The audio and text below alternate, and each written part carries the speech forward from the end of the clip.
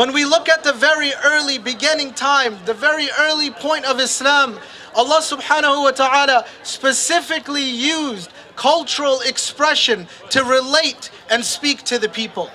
In 7th century Arabia, the way they communicated, the highest form of art, the highest form of expression was their language. And when we go back to that time, Allah subhanahu wa ta'ala reveals the Quran, reveals the revelation in their highest form of cultural and artistic expression. And that is the Quran. Allah subhanahu wa ta'ala He does not only do that, but He goes on further. And in the Quran says, وَإِن كُنْتُمْ فِي رَيْبٍ مِّمَّا نَزَّلْنَا عَلَىٰ عَبْدِنَا فَأْتُوا بِسُورَةٍ.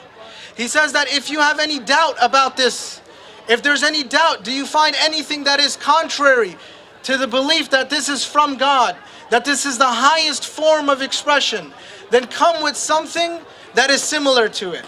So Allah subhanahu wa ta'ala lays down a challenge. He puts down a challenge to the people that come up with something that is better, that is more artistic, that you can say is divine, that is greater than the divine if you don't believe in this message. So from the very beginning of our religion, it has been mixed. And culture and Islam go side by side. Dr. Umar Farooq Abdullah, one of the contemporary Muslim scholars, he gives a very beautiful example of our religion. And he describes it, and I'm going to paraphrase it. He says, it is like the mountain. At the very peak is the most purest form of Islam. And as the stream flows to the different sides of the mountains, it mixes in with the turab, with the dirt on each side. And it mixes in, and this is the similar. He gave this example saying it is similar to how Islam mixes in with the various cultures around the world. And we see this when we look at the different cultures, the different Muslim cultures around the world, whether it be Malaysia, whether it be Morocco, whether it be Egypt, whether it be Jordan. Regardless of the country, regardless of their culture, the religion mixes in very beautifully. And not only stops there, you can see great forms of expression in those countries. When we look at Morocco, you see how it's mixed in with the Berber influences.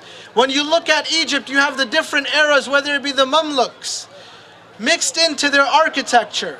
And the various countries around the world where you see the Muslim religion mixing in with the culture, forming an artistic expression. Whether it be the Taj Mahal, to the Al-Azhar University in Cairo, to the structures that are created in the Muslim world. It has been mixing in very beautifully for over 1,000 years. But the question that I leave you here with today, the one question that I leave you here with today is that we look at these places and we see this beauty. We see the poetry that is left. We see the artistic expressions that are there. And we speak about them. We praise them. But what are we as American Muslims going to create? How are we going to express ourselves? That 100 years down, people will look back and say, this is a beautiful mix of Muslim American culture and Western civilization. This is a beautiful expression of Muslim American culture and Western civilization. So what will we do and what will we leave behind? That is the question for you today. May you all have a blessed day. Assalamu alaikum wa rahmatullahi wa barakatuh.